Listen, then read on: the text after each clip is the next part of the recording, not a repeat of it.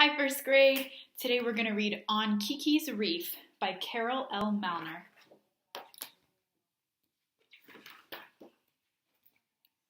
A baby green sea turtle pops her head out of the sand. It's Kiki. She just hatched from her egg buried deep below.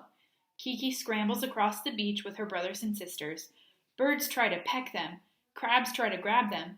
Some never make it to the water, but Kiki does. Surf and spray carry Kiki away. She paddles wildly. The wide open ocean is a big place for a little turtle.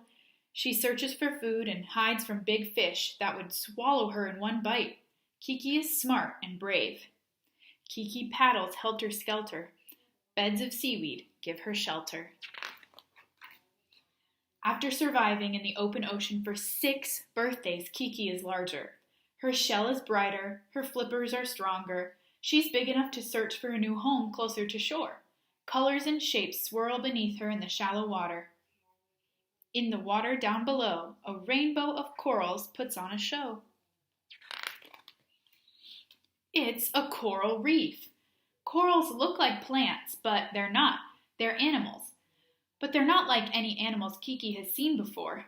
Some look like fans. Others look like tubes. One coral looks like a brain. Year after year, their hard skeletons build up to make a giant reef, a magical underwater island. Kiki explores.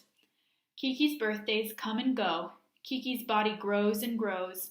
All the while, she watches the unusual creatures living on the reef. She sees fish of all sizes and lots of surprises.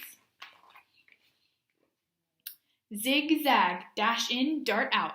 A clownfish snuggles into the dangerous tentacles of an anemone. Will it get hurt?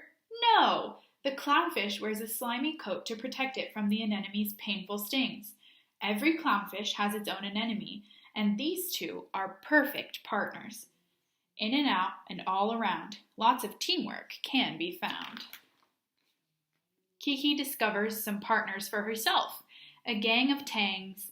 The tangs get a free lunch by eating the algae growing on Kiki's shell. And with a clean, smooth shell, Kiki glides through the water with ease. Nearby wrasses are expert cleaners too. Kiki watches them do a wiggly dance that announces, "Our cleaning station is open." A grouper swims up to be their first customer. When a grouper opens wide, then a wrasse can clean inside. Not all open mouths on the reef are friendly. The razor-sharp teeth of a giant barracuda are deadly for many reef fish. Kiki isn't afraid. She's too big for a barracuda. But she's not too big for an approaching tiger shark. Kiki knows so very well. A shark's strong jaws could crack her shell. Kiki makes a quick getaway through the seagrass. When the shark is gone, she'll return to the reef. Meanwhile, a seahorse uses a different strategy to stay safe from predators: camouflage. The hidden seahorse takes first prize for wearing the best underwater disguise.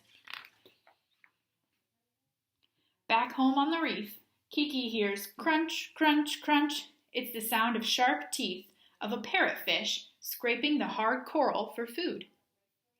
Every bite of reef it scoops turns to sand when it poops. While Kiki snoozes, nighttime creatures slither and crawl from their hiding places. A hungry octopus hunts for its dinner. Who will it be? A shrimp or snail or maybe a crab, whatever 8 long arms can grab. Kiki's happily at home on her coral reef. She knows all of the plants and animals, and they all know her and her gentle ways. When a stranger arrives, curious Kiki swims over to investigate. A diver visits this magical place and meets a turtle face to face. Then one day, Kiki feels a little different inside. Somehow she knows it's time to return to her first home, the beach. She takes off on a journey of hundreds of miles. Along the way, a fishing boat pulls a net through the water. Kiki can't get out of the way in time. She gets caught. Escaping through the net's trapdoor, lucky Kiki swims toward the shore. In the middle of the night, Kiki hauls her heavy body across the same beach where she was born. Using her back flippers like a shovel, she digs a deep nest and lays 100 eggs. They'll hatch into baby green sea turtles just like she did so many years ago. Carefully covering the eggs, Kiki's work is done. She drags herself back into the sea and silently swims away into the moonlight.